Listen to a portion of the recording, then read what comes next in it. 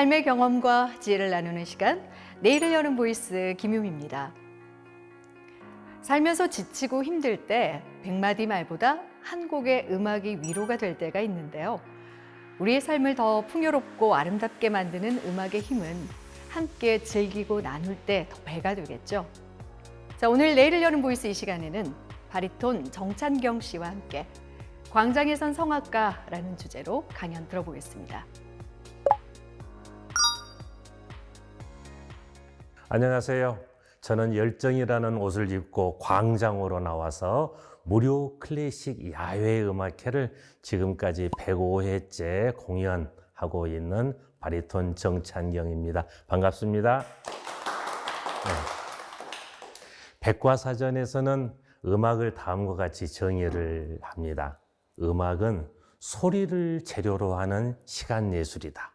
그러나 음악의 표기는 시각적인 매체인 악보를 사용한다 라고 되어 있습니다.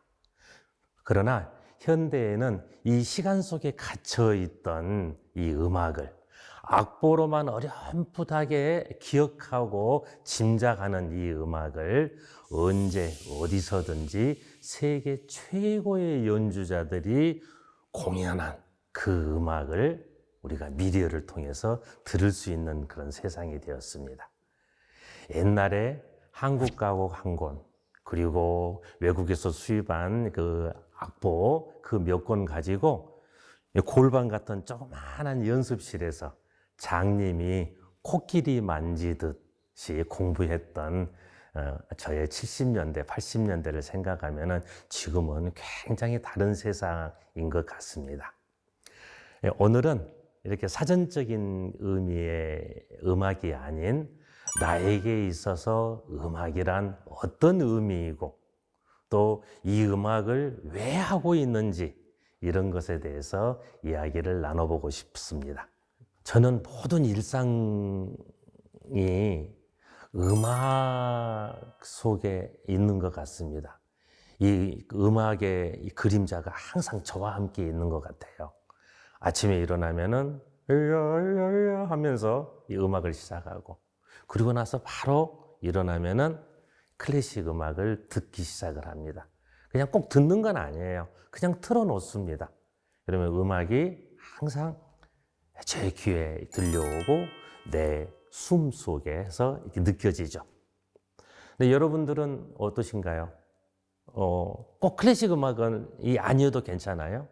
어떤 그 좋아하는 장르의 음악을 하나 선곡을 해서 하루 종일 한번 들어보신 적이 있나요? 아니면 흥얼흥얼 하면서? 그런 경험들 다 있으시죠? 예. 음악은 이렇게 계속 듣고 즐기다 보면은 우리 삶을 풍요롭게 하는 것 같습니다. 감정을 표현하는 수단으로서 최고거든요, 이게. 말은 우리의 생각을 표현을 하지만은 음악은 이 생각을 넘어서 마음을 표현을 합니다. 그래서 말로 표현하기 정말 힘든 그런 감정들을 이 음악이라는 것을 이용을 해서 표현을 하면은 더 깊게 이해하고 공감할 수 있지 않을까 싶습니다. 슬픈 노래를 들으면은 그 음악의 감정 때문에 내가 슬퍼지는 게 아니고 사실은 위로를 받습니다. 즐거운 음악을 들으면은요, 그 음악은 2배가 돼요. 또 음악을 들으면 어떤 이점이 있냐면요, 상상을 하게 되죠. 저 무지개 너머에 있는 세상을 꿈꿀 수도 있습니다. 내 마음대로 꿈꿀 수도 있어요. 이런 상상들을 우리가 해보면 참 좋겠다라는 생각이 듭니다. 사실 음악은 우리 주변에 굉장히 많이 다가와 있습니다. 영화 볼 때, 드라마 볼 때, 그 음악이 다 있죠. 영화를 보는데 소리가 없어요. 대사만 있어요. 그럼 어떻게 될까요? 답답할 거예요. 기쁨의 순간, 환희의 순간, 또 고통의 순간, 슬픔의 순간, 이런 순간들에 배경음악이 없다면 참 답답할 것 같아요. 근데 반대로 우리의 모든 행동이나 그 상황들에 음악을 우리가 마음대로 넣을 수 있다면은 서로 간의 오해를 이해로 만들 수도 있을 것 같고요. 다툼을 화합으로 만들 수 있을 것 같고, 미움을 사랑으로도 만들 수 있을 것 같고요.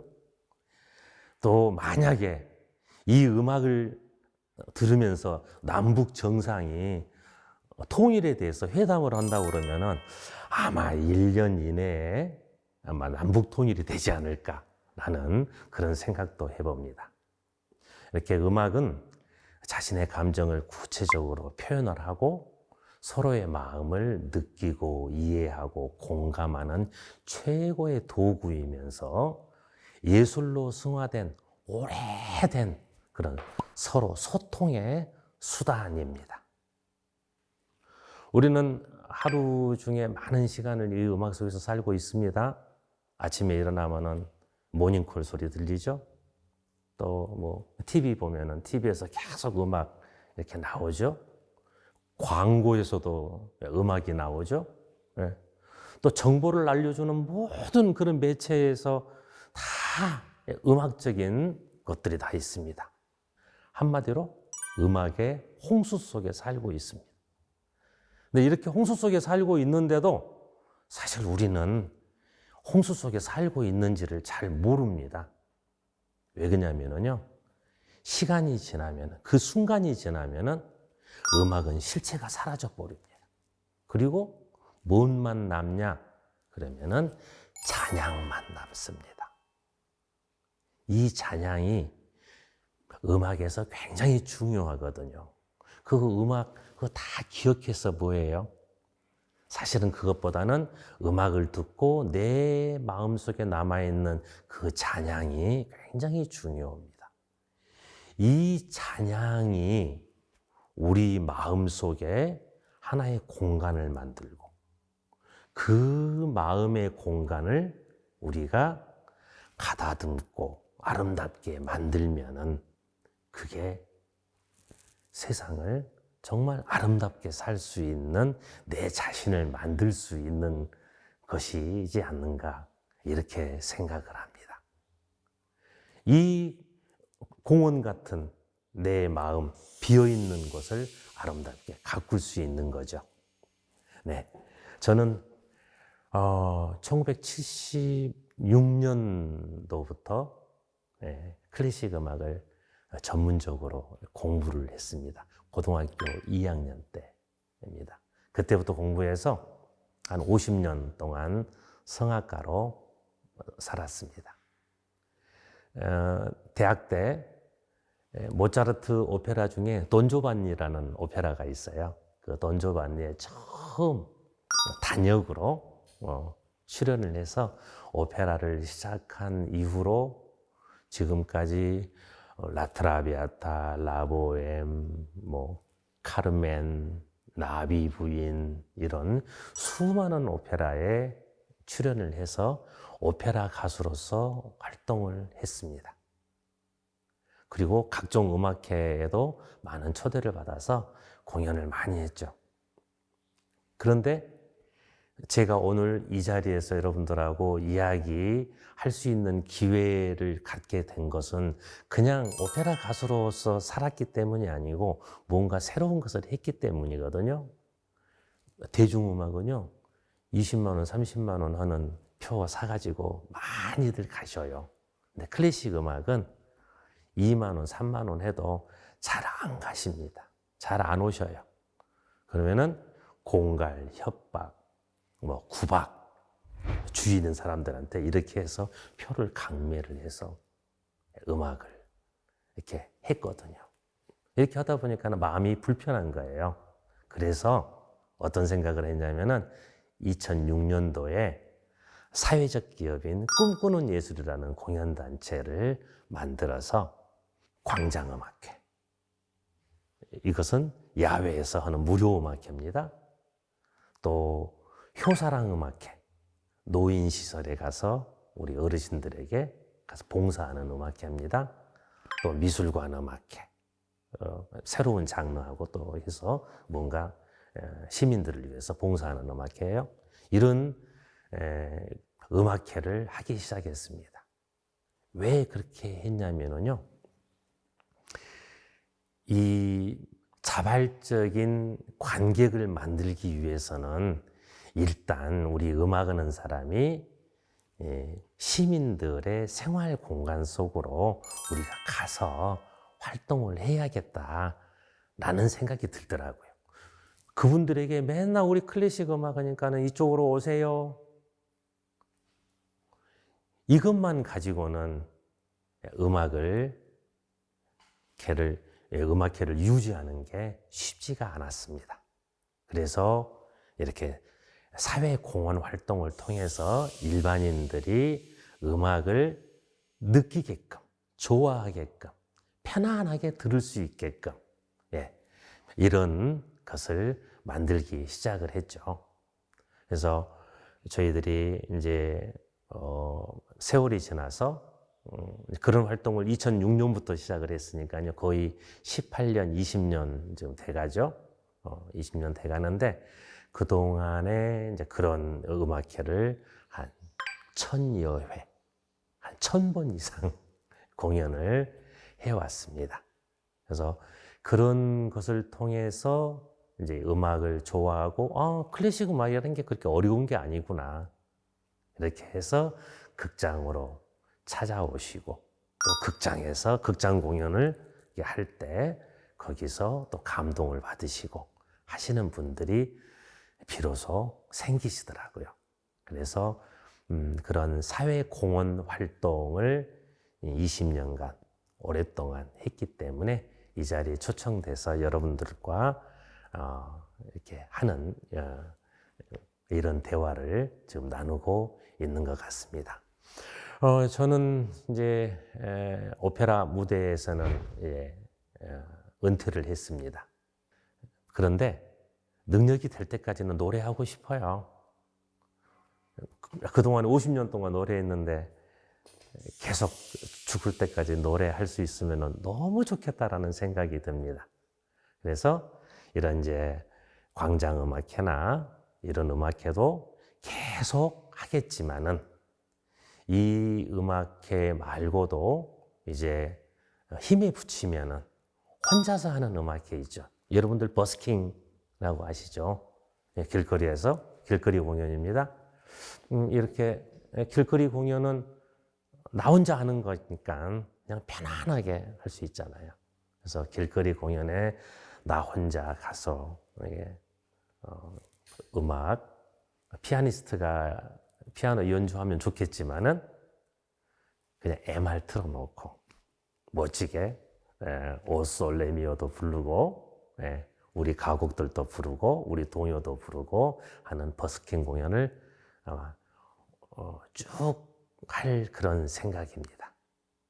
많이 응원해 주시고 무대도 찾아와 주시고 박수도 많이 쳐주시고 그렇게 해주실 수 있죠? 네, 열심히 하겠습니다. 고맙습니다.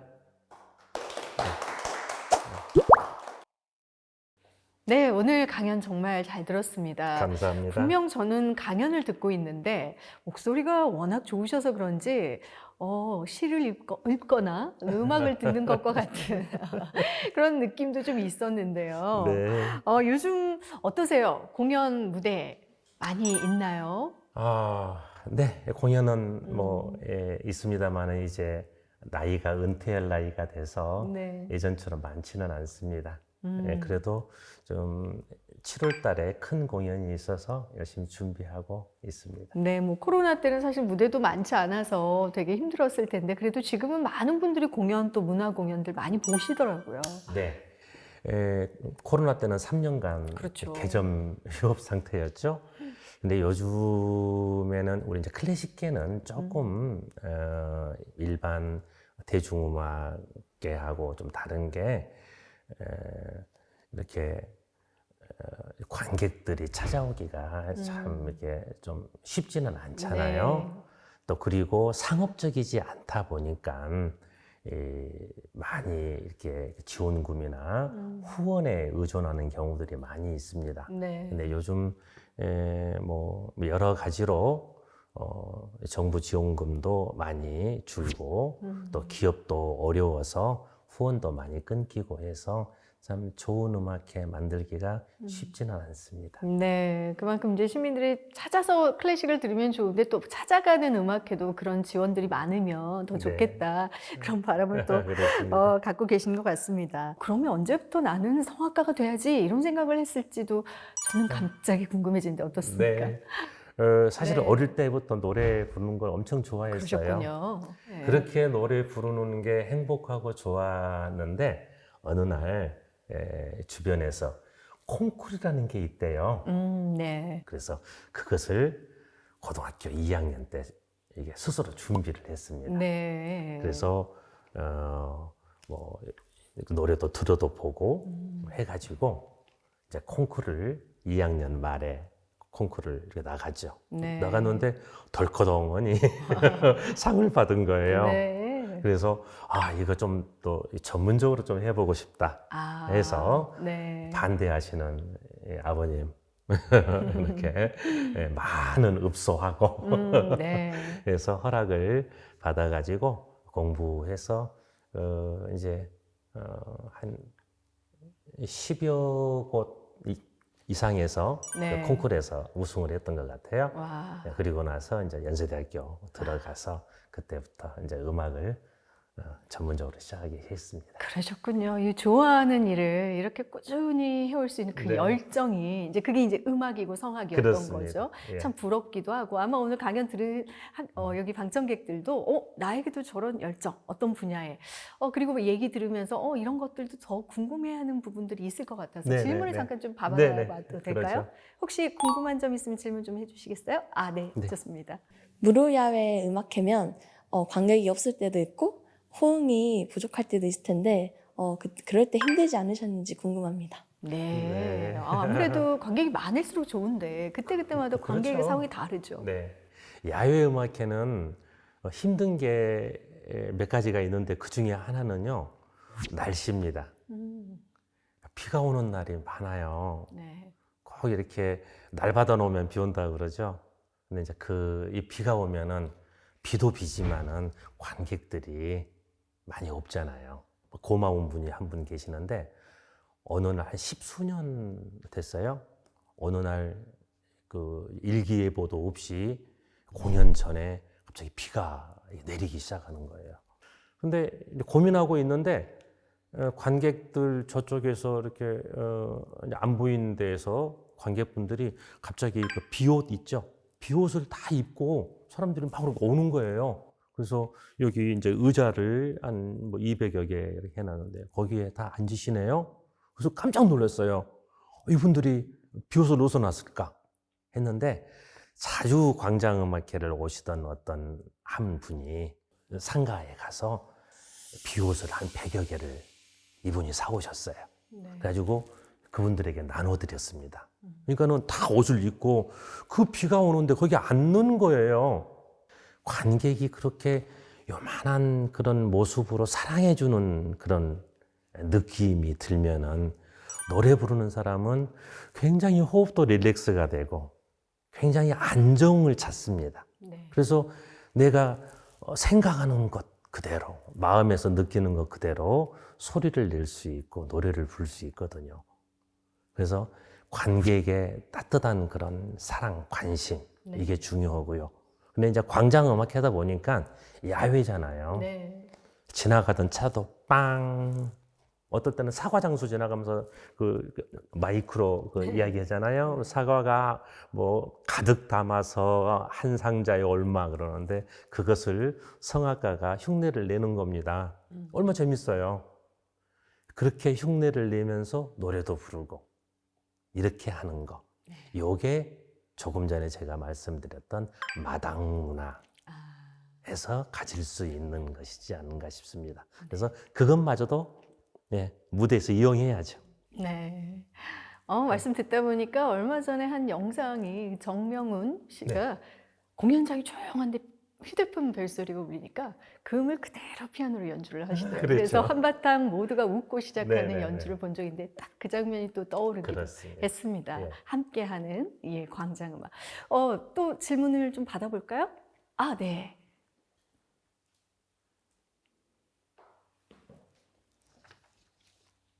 클래식도 물론 좋긴 한데 듣다 보면 잠이 올 때도 있고 딴 생각이 들 때도 있는데 저 같은 초보들도 클래식을 재밌게 즐길 수 있는 팁 같은 게 있을까요? 그렇죠. 클래식 그래요? 처음에 좀 어렵잖아요. 좀 어렵죠. 네. 어떻게 하면 재밌게 들을 수 네. 있을까 하는 질문이었어요. 근데요, 사실은 어려운 게 아니고요. 경험이 없어서 그러는 거거든요. 네. 클래식 그 음악이라는 것은 굉장히 보편적인 음악입니다. 그래서 어떻게 할 거냐 해서 우리 광장음악계에서는 많은 성악가분들이 대중음악 곡들을 네. 선정을 해서 그것을 노래를 합니다. 또 하나는 이제 여러분들이 한번 해야 되는 것들인데, 하나의 클래식 곡을 내가 이렇게 이거 참 좋다라고 생각하는 짧은 거라도, 뭐 모차르트가 지은 뭐 소품도 좋습니다. 그것을 오늘 한번 들어보고 내일도 들어보고 네. 모레도 들어보고, 그래서 한 달간 들어봐요. 네.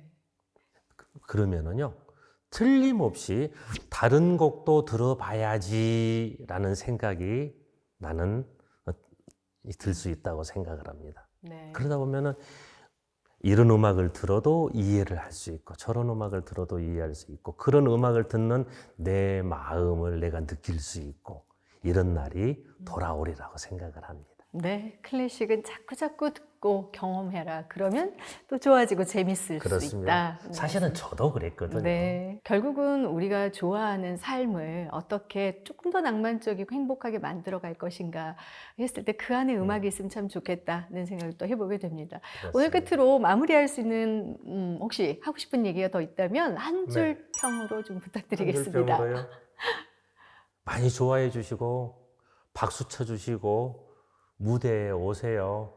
사실은요, 우리 이제 대중음악은 조금 전도 말씀드렸다시피 자발적인 관객이 많습니다. 네. 팬들이 있는데요, 그 팬이요, 누가 미국에서 공연한다 그러면은 미국까지 가요. 그 팬이. 클래식에도 그런 팬들이 있었으면 너무 좋겠습니다. 부러워요. 네.